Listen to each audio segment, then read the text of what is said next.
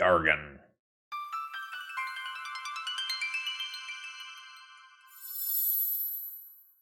Hello folks, Phil Gallagher, aka ThrabenU here for another Legacy video.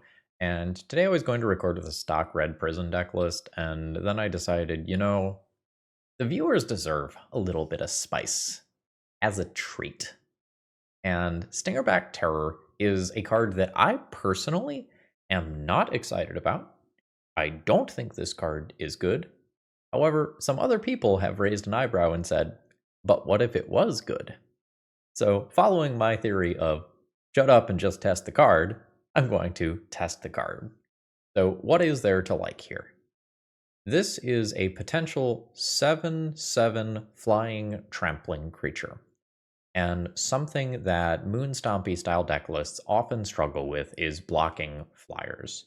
You often have limited removal, maybe a couple Furies, maybe some Shatter Skull Smashings, maybe some Dead Gauns, but sometimes the red removal that you have won't answer a Murktide Regent. And this is something that can potentially block smaller Murktide Regents. Let's kind of do upsides, downsides. Upsides is that the card is potentially very massive. This is kind of a 7/7 for 3 mana. Bit of an asterisk there. The downside is that this creature does get smaller for each card in your hand, and this is not as aggressive as it looks. So let's talk about plot real quick. So for 2 colorless and a red, you can plot this card, which means that you exile it from your hand, and on a later turn, you can cast it at sorcery speed without paying its mana cost. So this is, in theory, a 7/7 flying trampler for 3 mana.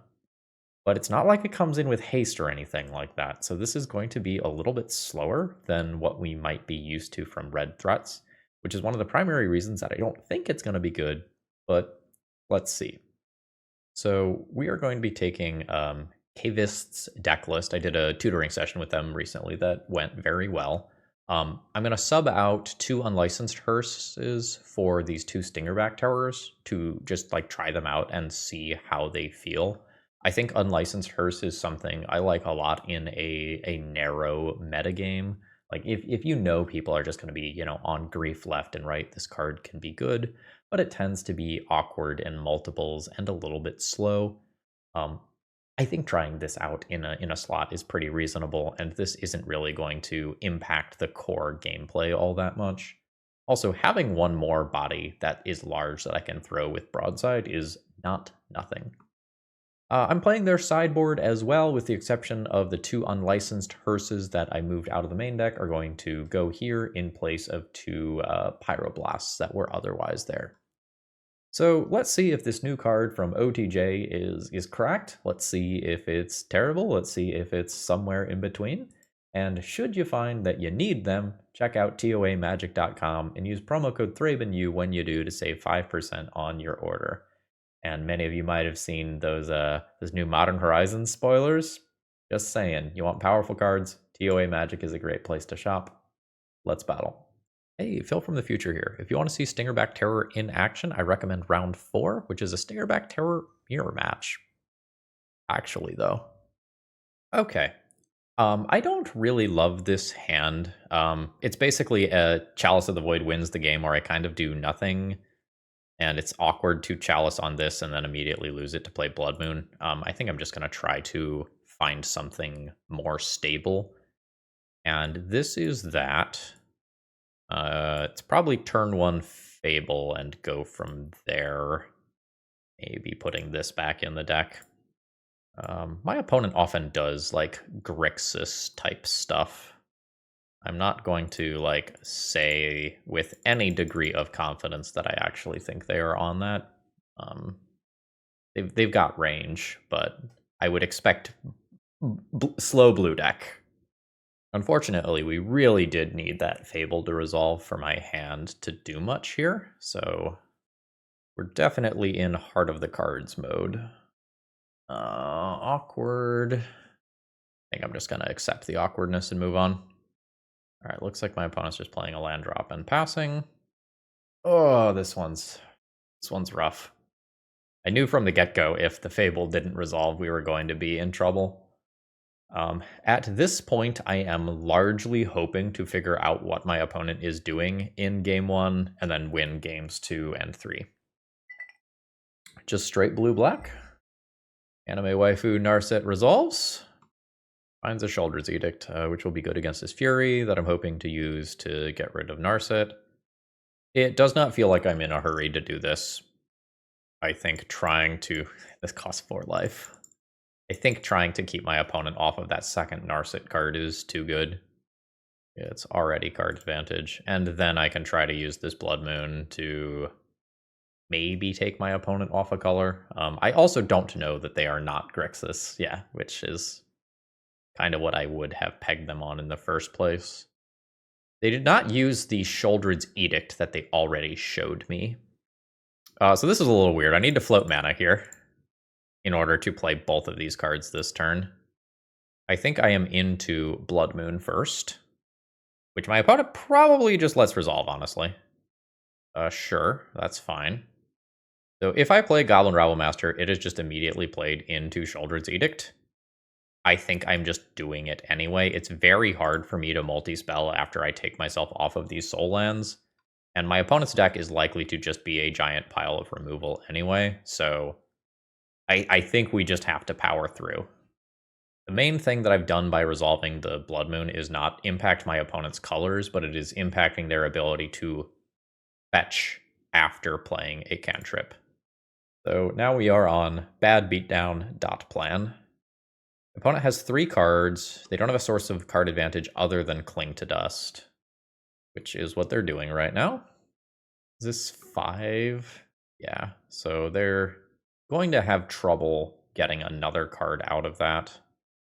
Oh, I'm eating a Culligan's Command. Yeah, seems good.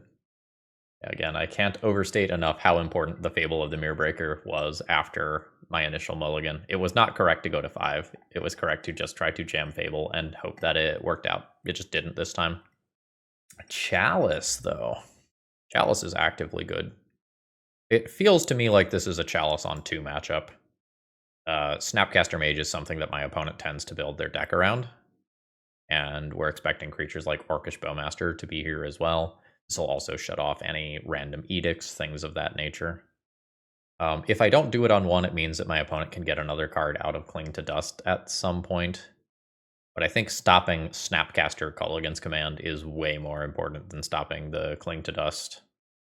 Eating another K command? That's brutal. Yeah. Goodbye. Ooh. Sure, Brazen Borrower.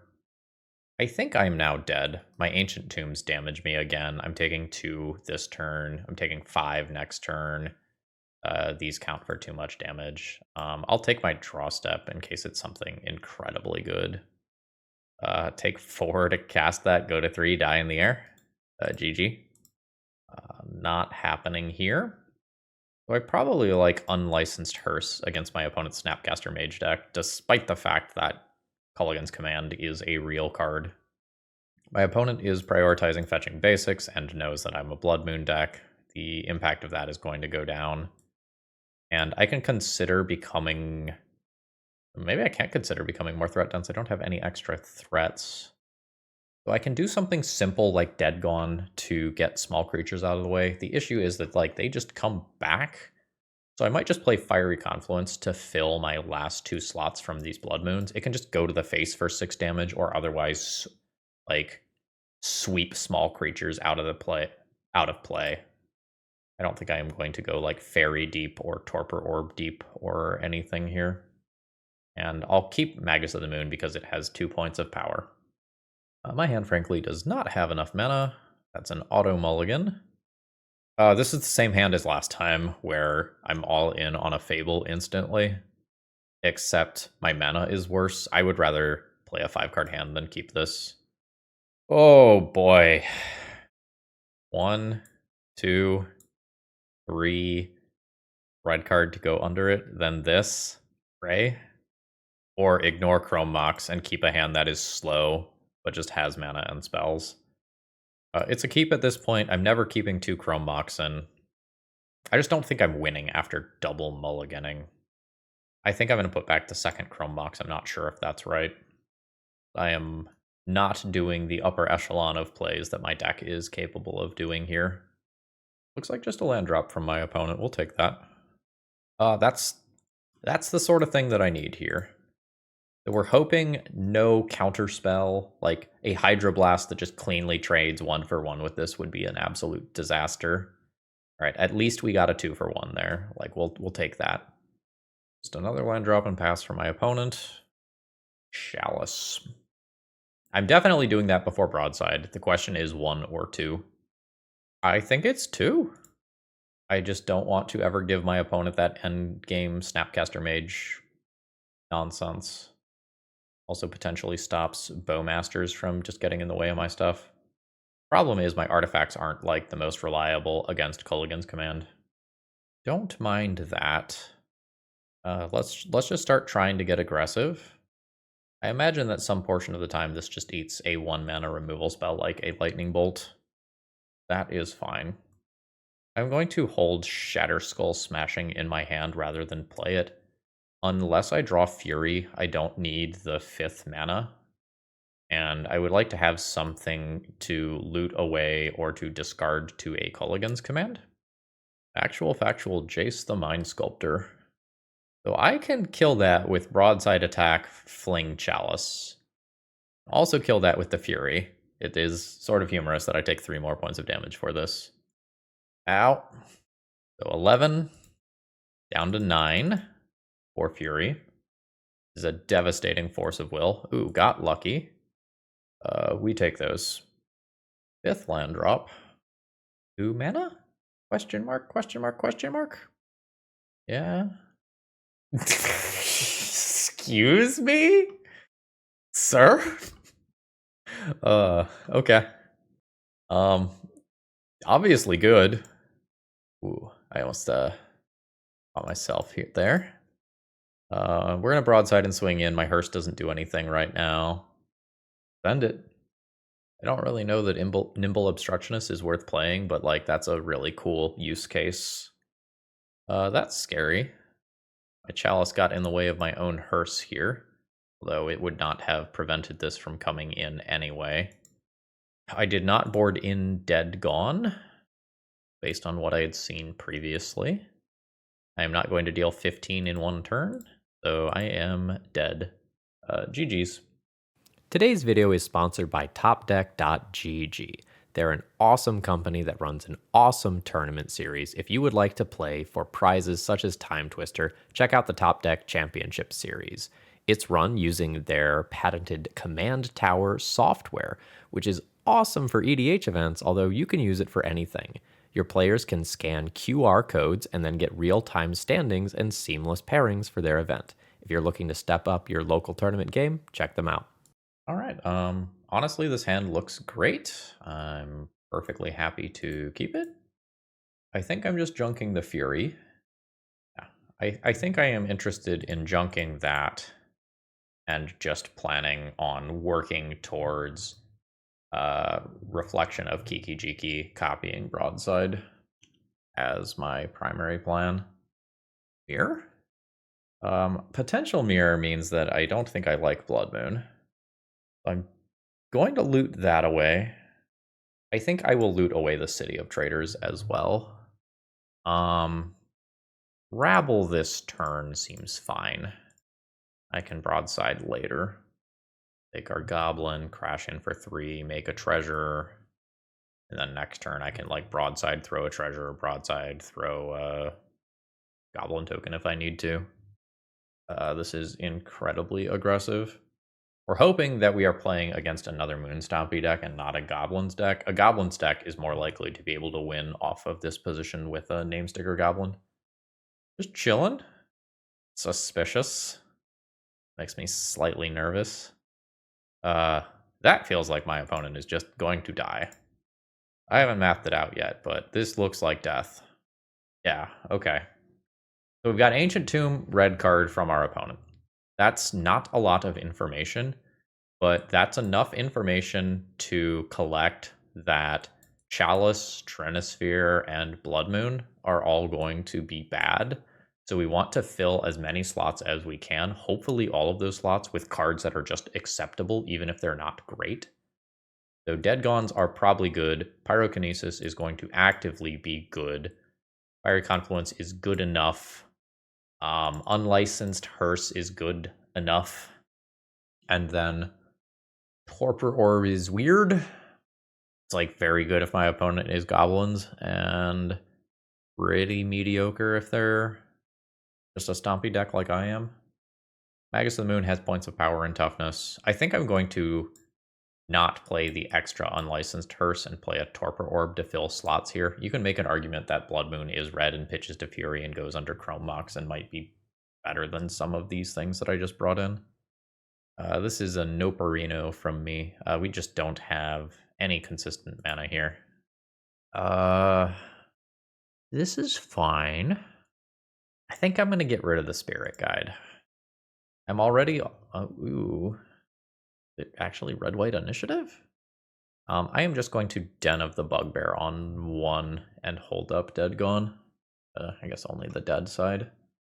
Red-white Surveil land? Question mark? Yeah, okay, alright. So Torpor Orb's fine. The Chalices, Transpheres, Blood Moons that I've boarded out are still not great. Ooh. Oh, it's Painter. Okay. That changes my evaluation of some stuff a little bit, but we're not sideboarded that wrong. I should technically do this at end step, but I don't think it matters. Would love to draw an Ancient Tomb. Negative. So if I kept the Spirit Guide, I could play a Rabblemaster this turn. The issue is that my opponent can potentially just be getting a Shadow Spear another turn or so down the line, in which case my Goblin tokens can be forced to attack into it, and it's actually a pain in the butt. This is not the time to draw extra Rabblmasters. 2/2, 3/3, 4/4. 4 cards in hand, 3 cards in hand, probably. 4/4. I think I'm going to shove Rabblemaster and hope that my opponent does not get Shadow Spear. I don't know that I can take a turn off to plot Stingerback here. It may be in not keeping the Spirit Guide, I just doomed myself to being too slow. Yeah, you can absorb the free damage here, that's fine. If I play this out and then I draw something like a not a Shadow Spear, a Fiery Confluence, I'm just better suited to dealing with everything. Fiery Confluence, nuking, construct token, whatever Urza Saga fetches is pretty good. Is the booties instead. Immediately puts me under the gun. That's hopefully fine. It's maybe not. It's scary if my opponent plays more artifacts. So we do that. I draw a land and Chrome Mox. I can do this for 3, which doesn't actually kill one of those, so I'm just going to play this tapped as a land, I think. Just kind of in respect of making land drops for Den of the Bugbear in the future. Might be my way to steal a win. So I'm just taking 9 and going to 2. Like, you can flash in an artifact, or otherwise send a lightning bolt at my face. Like, you can have it, but the way that I win is attacking with these goblins. Oh. Yeah, that's no bueno. So I could do something where I block 3 different things and stay alive, but at that point I'm not dealing 11 in one shot. I'm okay conceding. I need to change my sideboarding a little bit because Urza Saga is a problem card, and that means that the Blood Moons are better than I initially evaluated them as. Unlicensed Hearse is also better than I thought. Opponent says boots. So good. So the Torpor Orbs can probably come out. Like, they have text. I don't know that I'm excited about them. Let's do another one of these. This gets me a Blood Moon. How many of these do I want? Because they don't kill some stuff. Some things like Painter, this does not actively kill. Kills Welders, kills Engineers. I believe that I am more scared of Urza Saga than those cards, and I already have like some Furies and Pyrokinesis or that sort of stuff. This feels like a no. This is Lockpiece into not a real threat. And my opponent has enough colorless and red cards that they can probably play Magic even if I Blood Moon them off of Urza Saga. I don't know that this wins. This is fine. It's not exciting. It is not the upper echelon of hands my deck is capable of, but I think I'm keeping it. City of Traders doesn't play super well with Stingerback Terror, right? Because City of Traders wants you to not play lands and keep them in hand, and Stingerback Terror wants you to go Hellbent. Remember how I was just talking about this being bad against Shadowspear? Well, it came up. I need to race this Shadowspear. I need to race my opponent equipping something meaningful to that, which I think means leaning in rather than playing around. I think I just play Rabblemaster into Rabblemaster and try to force as much damage as I possibly can before this can get equipped to something larger. But it's turn 2 and I'm basically all in. I don't like that. Well, there's the Saga that I was worried about for Shadowspear reasons. That's fine. Still okay. Ancient Tomb, huh? Okay. So I'm rabbling. Might just be making another land drop here. Oh my god. Absolutely brutal. I think I'm making a land drop incredibly awkwardly. I think I need to get Hellbent or close to it for the Stingerback Terror. Like, there's a good chance that I just hard cast that as like a 5/5 or a 6/6 next turn. Okay, cool. My opponent does not have more persistent mana, so they can only get one Urza Saga token. Alright. So there's a friend. It's a 4-mana 5/5 flyer with trample. That's okay. We got the full-on what from my opponent in chat. We're not gonna attack into the known Urza Saga construct token. Like, my opponent's going to make that. And we are potentially facing down, like, Shadowspear equip, Boots equip in one turn. If my opponent does not need to get a Mox Opal to continue to play cards from their hand and do stuff. Rude. This gives trample, so this is just getting through. I'll take that damage. I'm at 17. What am I doing with my life? I think play Stingerback this turn. Just use my mana. And potentially then next turn throw it with Broadside to kill a construct token. Assuming it doesn't get bigger, which it could. F. Use the Lotus Petal friend. That's rough. 9 damage with lifelink. I'm not dealing 32. I can throw for 6. No, I'm just dead to the Shadowspear. We tried to race it, but Pyrokinesis was a massive blowout. Today's video is sponsored by Moxfield.com, and honestly, they're just the best at what they do. If you need to keep your deck lists online, this is the way to do it. They have all sorts of different viewing options. You can condense that text if you like things to be tight. You can make them visual grids. You can put them in stacks. You've got all sorts of different ways to kind of view and visualize your deck lists. And they also have some really cool functionality, like allowing you to see playtest hands and even fully playtest your decks. So check them out. Okay. This is a lock piece into lock piece hand where my Chrome Mox is already a dead card and my lands are potentially awkward. I can try to do better than this. This is better. I'm thinking about Stingerback versus Goblin Rabblemaster, like which one of the threats I am keeping. I think I'm keeping Rabblemaster, but it's surprisingly close. I'm gonna go ahead and Chalice. And I think after that, I will go ahead and Chrome Mox and put the Spirit Guide under there. So that my red mana does not get griefed, if that's something that my opponent is doing. Cool. Against Basic Forest, I believe that I am just playing Magus of the Moon, because my opponent probably has a decent number of utility lands in whatever deck this is, be it cards like Gaia's Cradle or Wasteland. Okay, we steal a win versus something. So now we gotta figure out what to do versus Basic Forest. Concede to Chalice and Magus. I'm gonna assume that Trinisphere isn't great. That's probably accurate. I'm going to assume that my opponent is doing something with their graveyard, be it Life from the Loam, Knight of the Reliquary, Fiend, Artisan, whatever. And then from there, I don't know how good the red removal spells are. Fiery Confluence is probably not that bad no matter what. I think I am going to use one of those to fill the spot that Trinisphere was in, and then reevaluate sideboarding after I've seen more cards. It's possible something like Dead Gone is fine. That has overlap versus small creature decks as well as Merit Lage, but when I don't, yikes, when I don't really know what to mulligan for, being conservative is probably fine.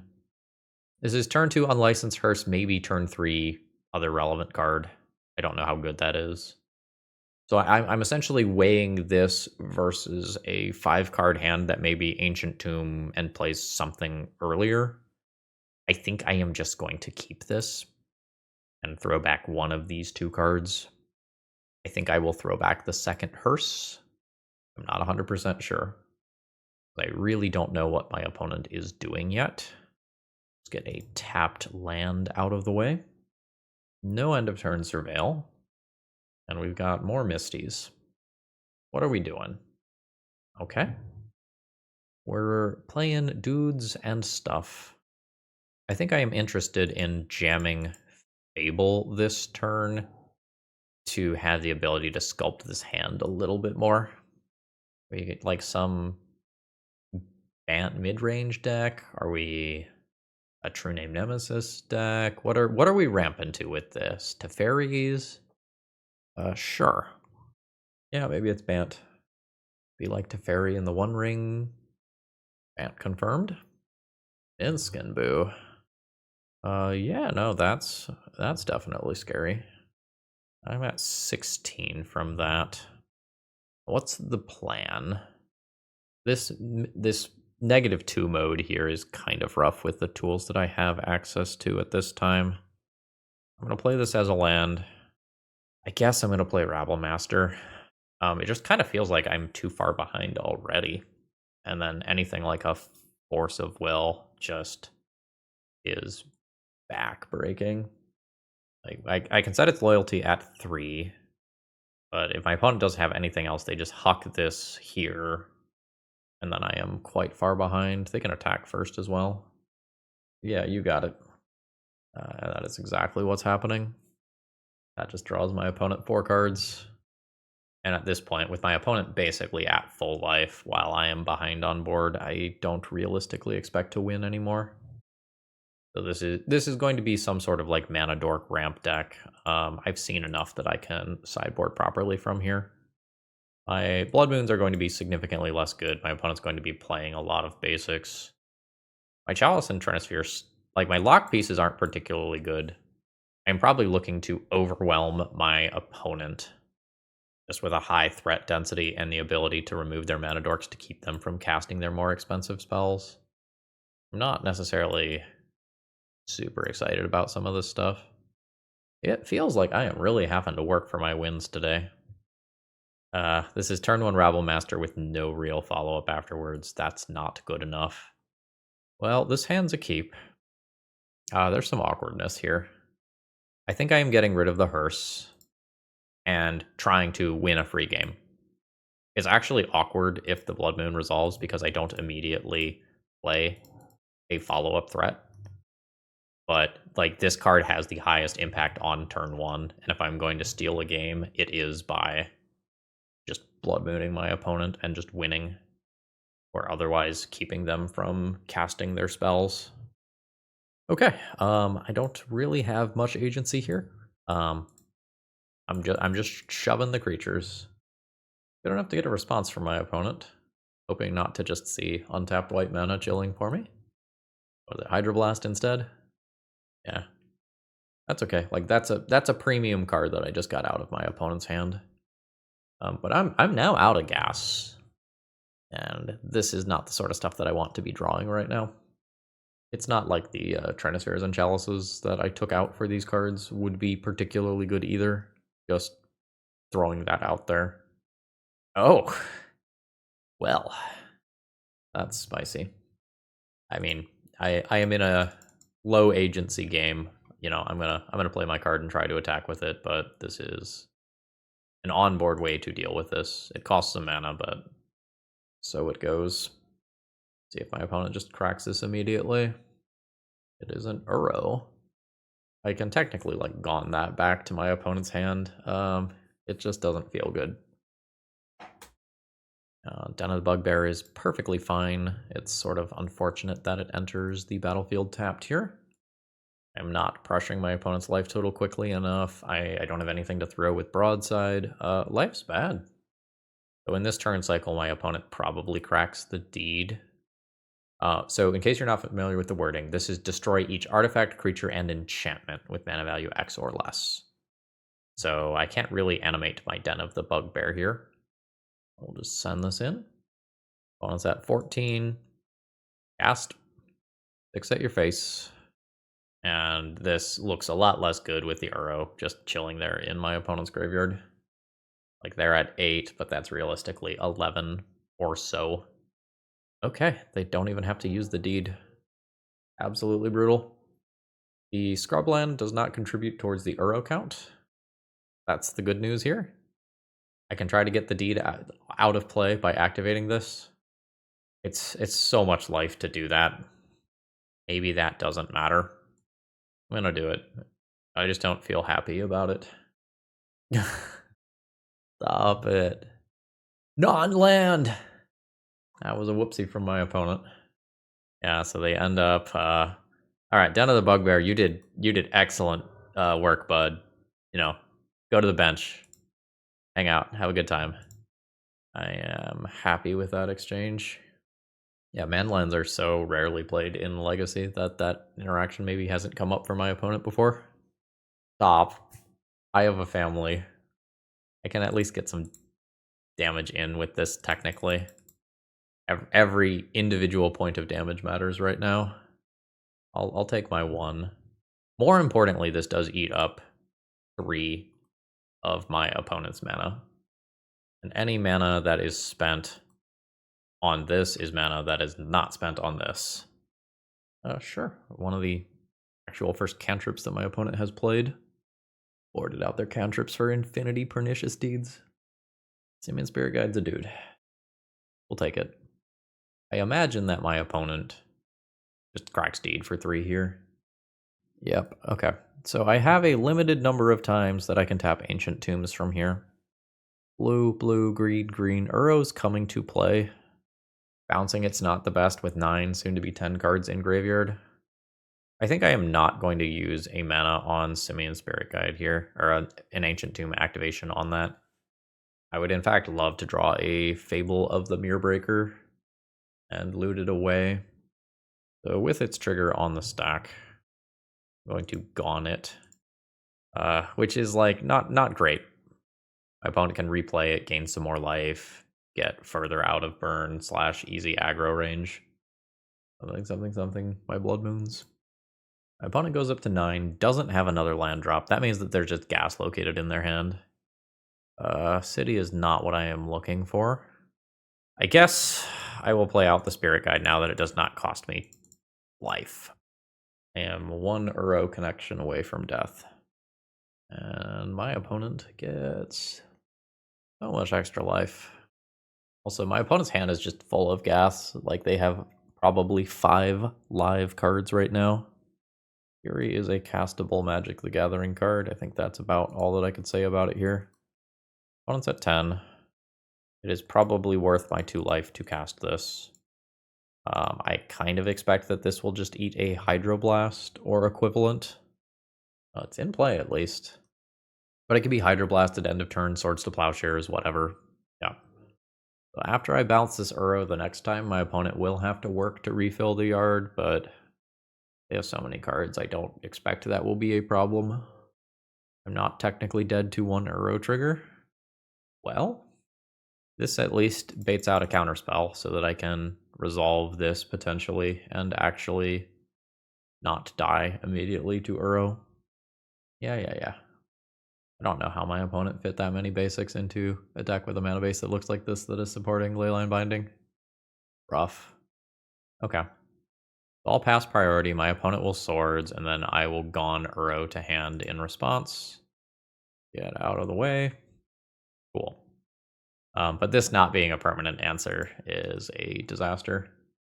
And a few turns back when I didn't play out the Spirit Guide, like, this sort of thing is why, in the face of recursive Uro, the 2 damage a turn is just not enough. Sure. No lands, all gas. I'm so dead. It's another Pernicious Deed? You fucking kidding me? Alright, well, opponent knew what they came to beat. Good for them, I guess. It's working. I'm at 10. So 1 more card in graveyard means Uro is live. That presumably happens this turn. Yeah, they can ponder and then do it. That's fine. I mean, it's not fine. So graveyard's clear. I can technically Shatter Skull Smashing for X equals 6. That's probably the end. Yeah. It's just immediate damage. That means my Ancient Tombs are significantly less good. I can Shatter Skull Smashing for X equals 6. Going to 1, taking out this, and then dying to this. Yeah, no, we could not beat the pile of Pernicious Deeds that my opponent was playing, and they showed us 2 Mana Dorks and then a bunch of basic lands in a game, and then we saw this the following game, so I had, like, wrongly evaluated how good Blood Moon was going to be. Rough. Okay, my hand is perfectly reasonable. I wish I was on the play instead of on the draw, but, you know, you can't have it all. That's okay. This just means that, like, Blood Moon now probably goes under Chrome Mox. So, Blood Moon bad. Blood Moon go under Chrome Mox.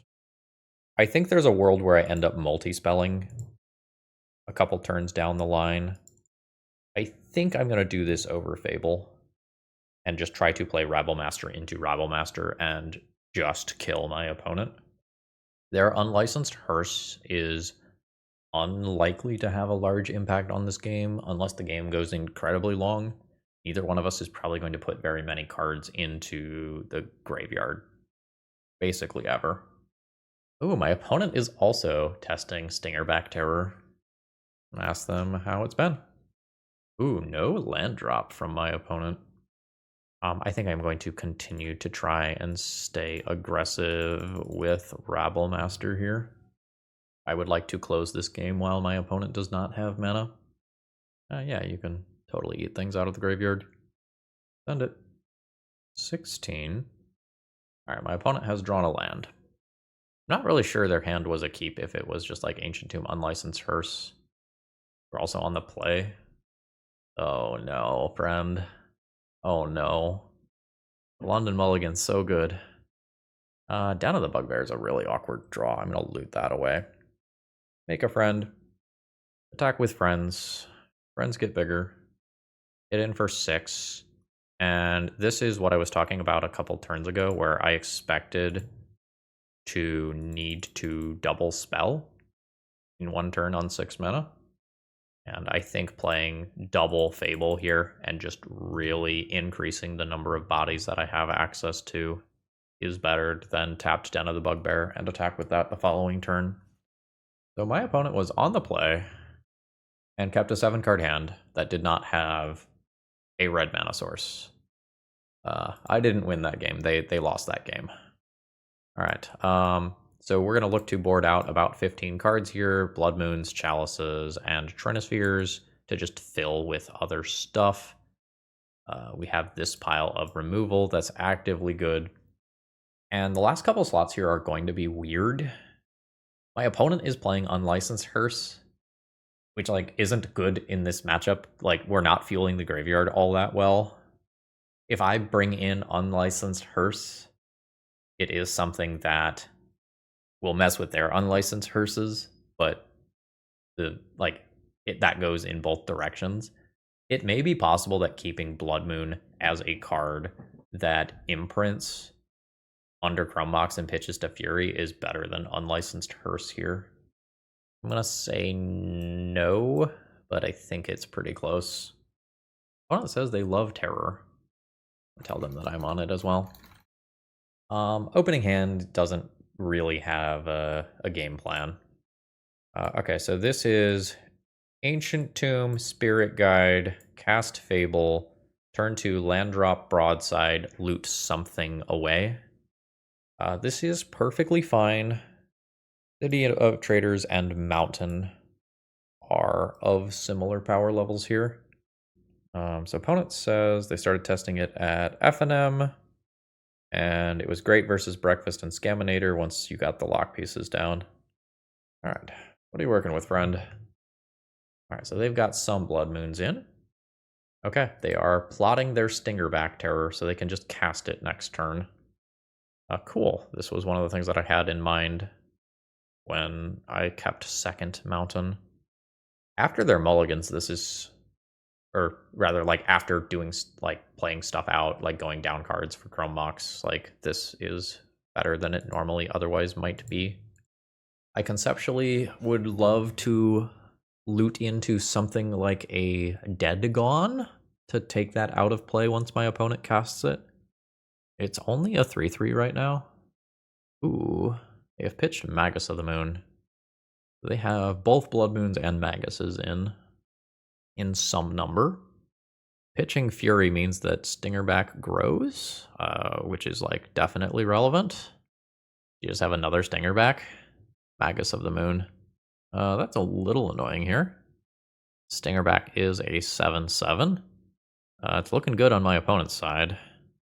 Yaw. This ain't great. I'll play out Broadside. I don't think I'm attacking with it. I think if I'm winning this one, it's by copying Broadside and having one big turn that gets me back into this game. I'm going to eat 6 in the air here, and it hurts. I'm at 12. I'm not sure whether or not my opponent should have attacked with this. Like, the Magus of the Moon in play might actively be saving me life. Sometimes I kill Stingerback Terror next turn, just with a Broadside throw, and sometimes I don't. There's a few different ways that I can address that. Like, next turn, I copy Broadside. I can throw for 5. I can Shatter Skull Smashing to finish that thing off. That might be my line. Does my opponent attack with Magus this time? Maybe, maybe not. I think I'm swinging with this. My opponent's at 18.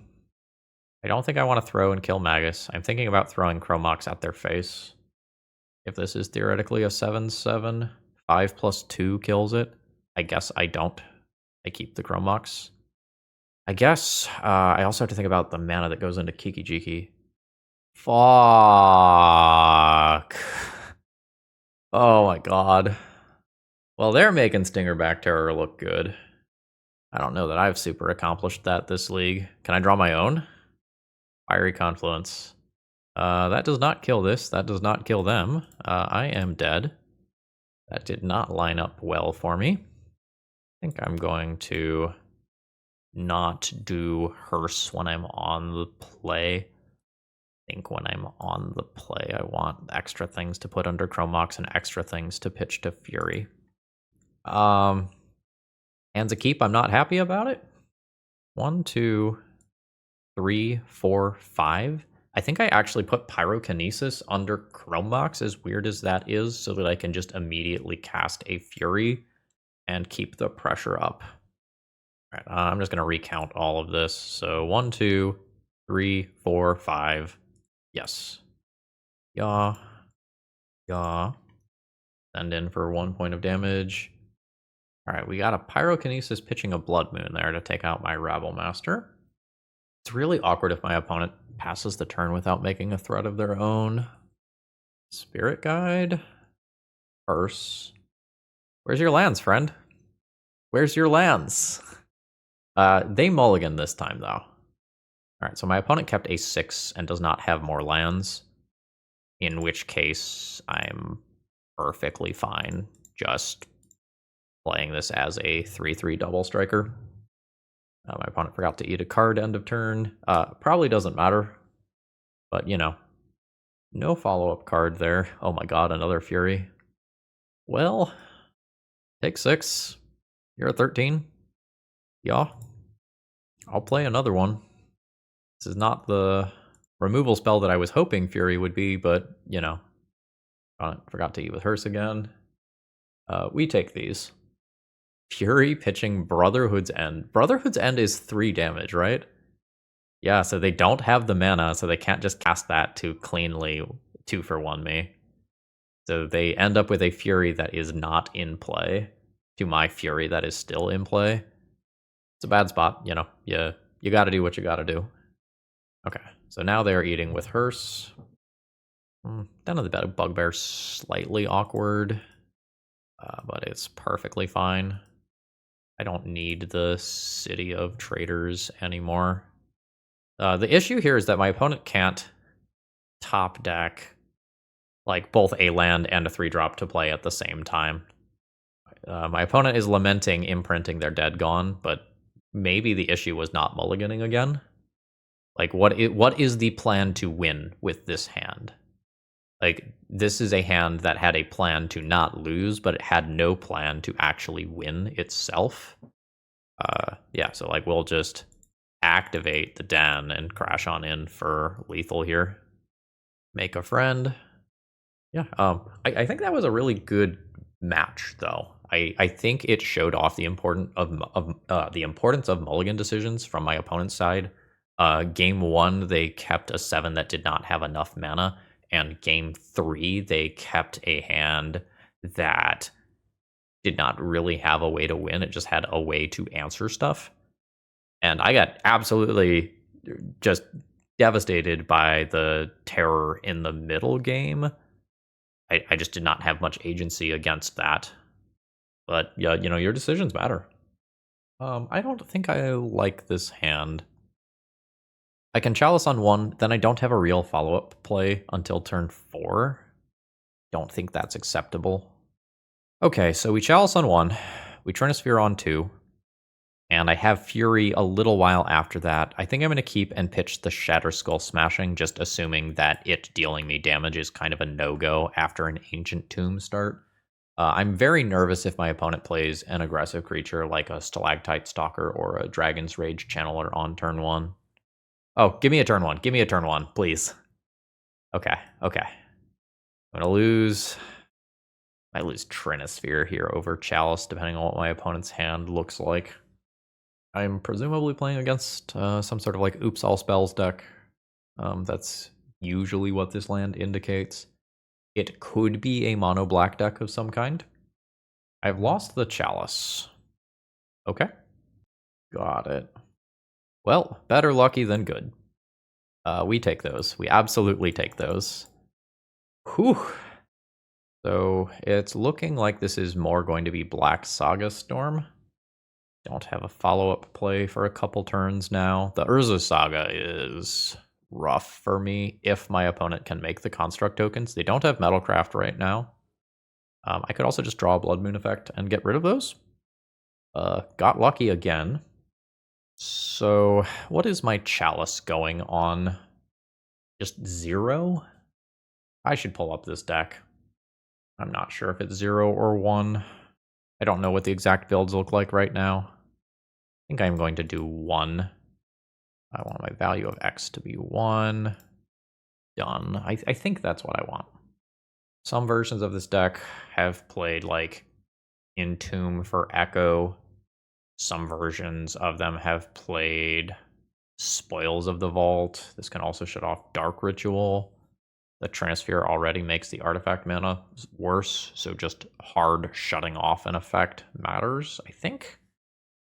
This is just such a relatively small portion of the metagame that I haven't paid too much attention to the deck. So that's a way to cheat some artifact mana into play. And we're chilling. I now get to put pressure on my opponent. 6, 12, 18. 3-turn clock. What can you do? Just play an LED. That's fine. Like, this is a lot of mana. I guess it is theoretically possible that my opponent could just, like, storm me out. I am only at 14 life here. I guess it's fine to play that. I'll hit my opponent down to 5. Or something like Stingerback Terror. I guess casting this and getting it out of my hand matters. So I don't imprint anything. I don't think it's worth 2 to get 2 of them out of my hand, though. Yeah, I wonder if my opponent lost that one when they didn't take my Trinisphere. I'm probably not sideboarding too much here. I often won't end up with a priority pass to do something like Fairy and Echo Echo Vions out of the graveyard. Fiery Confluence is okay for blowing up artifacts that do get into play. Kind of medium on this and medium on these two. Yeah, I don't really know how I want to adjust here. I'm not, like, in love with Fury. Stingerback Terror feels a little slow here as well. I'm going to keep Fury in respect of Urza Saga tokens, I think. I think I'm going to take these out, play these in respect of Urza Saga tokens. Maybe get this out.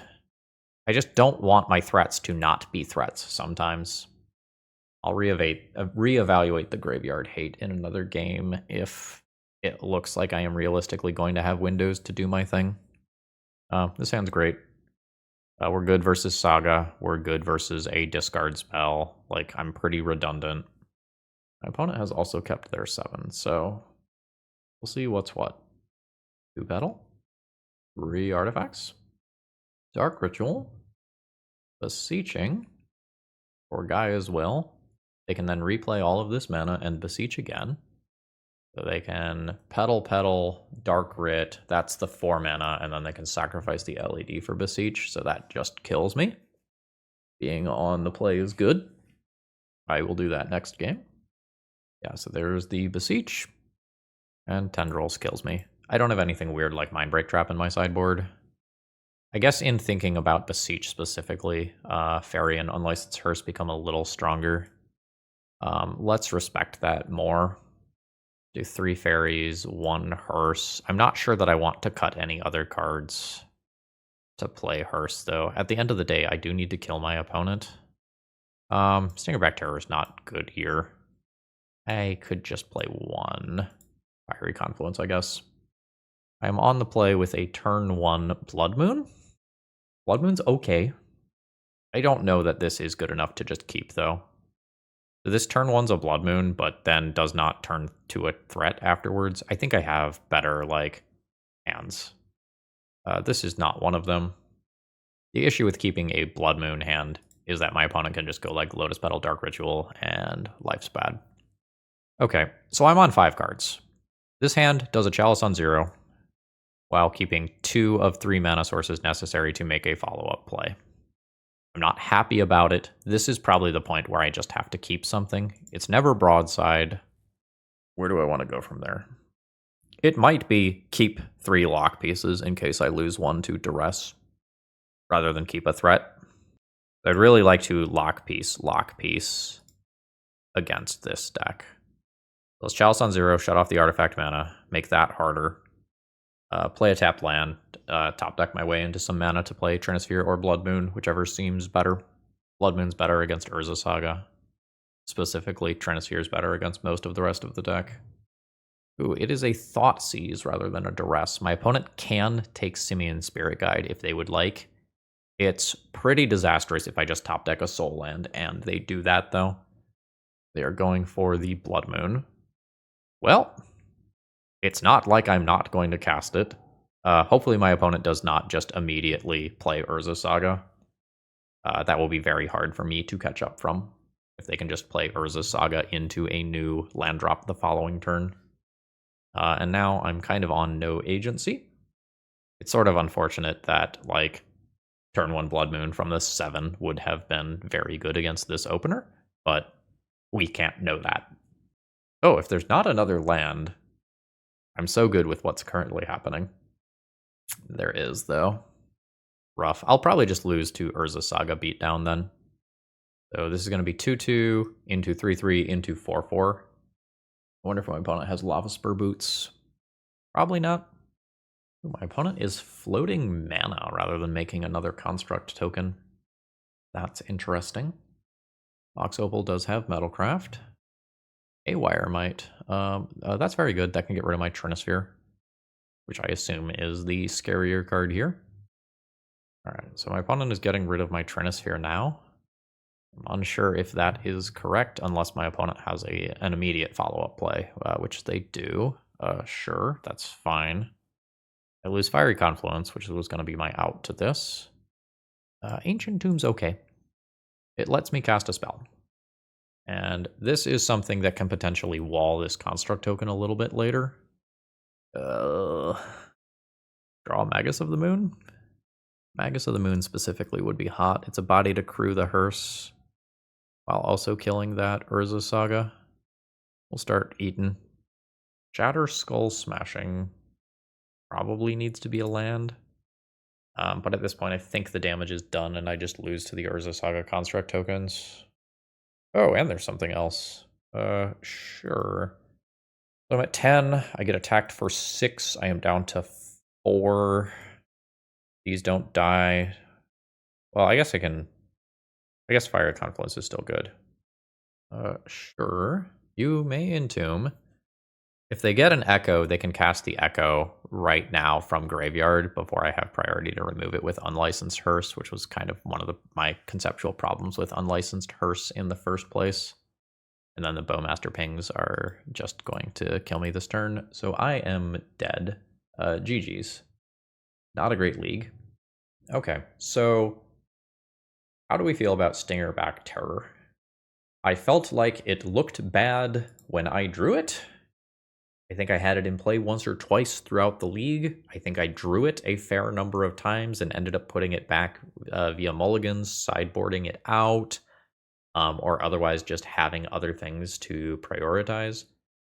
I feel like based on my play experience this league, how I evaluated this at the beginning of the video is accurate. Maybe if you are playing more pitch cards, like maybe if you like max out on Stingerback Terrors, play 4 of them, moves like some Pyrokinesis to the main deck or something, and just get better at emptying your hand, and this is more consistently a large creature, like maybe that's better. Maybe I had a bad run of it, and my opponent in round 4 or whatever it was that was testing this card out is right. I don't think I gathered enough evidence today to say whether or not this card is good or bad. But if you make me make a choice right now, I feel like the needle is pointing closer to this being bad right now. I don't feel like I stole very many wins today. So my cards didn't line up super well against what my opponents were doing. Maybe if you want to be playing Ancient Tomb decks right now, maybe Goblins is going to feel better than this. It felt like I wasn't as explosive as I was used to being. I don't necessarily think the deck is bad right now or anything, but metaphorical gun to my head, I have to pick one to play. I think I'm slinging Goblins if I have to sling one of these. Let me know down in the comments below kind of what your thoughts were about this one. And as a reminder, if you need some cards, toamagic.com, promo code ThrabenU, save a little bit on your order. And folks, I hope you have a wonderful rest of the day. See ya.